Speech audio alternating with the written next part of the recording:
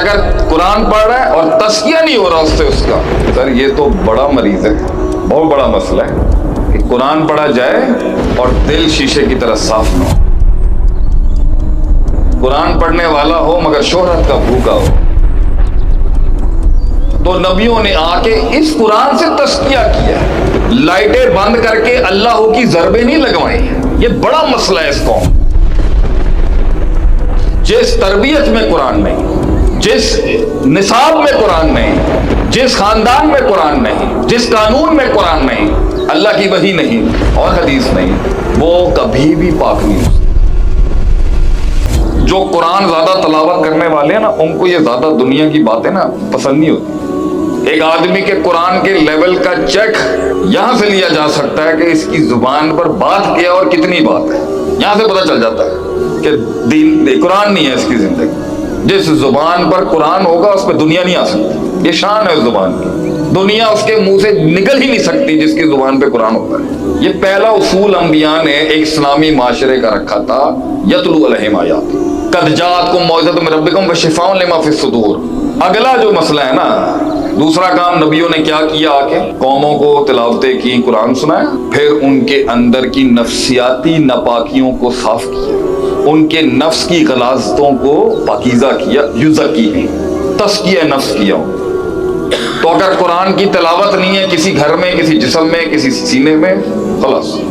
اور اگر قرآن پڑھ رہا ہے اور تزکیہ نہیں ہو رہا اس سے اس کا، سر یہ تو بڑا مریض ہے، بہت بڑا مسئلہ ہے کہ قرآن پڑھا جائے اور دل شیشے کی طرح صاف نہ ہو، تو بڑا مسئلہ ہے۔ قرآن پڑھنے والا ہو مگر شہرت کا بھوکا ہو، قرآن پڑھنے والا ہو اور کثرت الضحک، کثرت الکلام و کثرت النوم، اور کثرت النوم زیادہ سونے والا ہو، زیادہ ہنسنے والا ہو، زیادہ پھٹنے والا ہو اور قرآن پڑھتا ہو، یہ ممکن نہیں ہے۔ جتنے بھی زاہدین گزرے ہیں، زہد کے اماموں کی کتب کے اندر یہ منافی ہے، قرآن بھی چلتا ہو اور زبان دوسری چیزوں پر، یہ مشکل کام ہے، ممکن نہ ہے، یہ مشکل ہے۔ یہ تو نبیوں نے آ کے اس قرآن سے تزکیہ کیا، لائٹیں بند کر کے اللہ کی ضربیں نہیں لگوائیں۔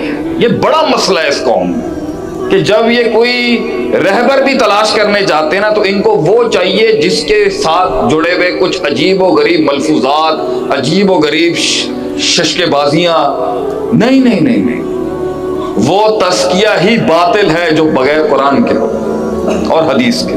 قرآن سے مراد قرآن حدیث دونوں وہی ہیں۔ جس درس میں قرآن نہیں، جس دستور میں قرآن نہیں، جس تربیت میں قرآن نہیں، جس نصاب میں قرآن نہیں، جس خاندان میں قرآن نہیں، جس قانون میں قرآن نہیں، اللہ کی وحی نہیں اور حدیث نہیں، وہ کبھی بھی پاک نہیں ہو سکتا۔ وہ غلاظت، تکبر کی، فخر کی، ایروگنس اور یہ تفاخر، یہ تکاثر، یہ کمپلیکسز، احساس کمتری، احساس برتری، یہ میں کی بکریوں والی میں کوئی شے، یہ خود پسندی اور یہ نفس کی غلاظت، حسد، سب سے پہلا جرم آسمانوں پر حسد، بغض، کینہ، یہ ہو ہی نہیں سکتا قرآن پڑھنے سے۔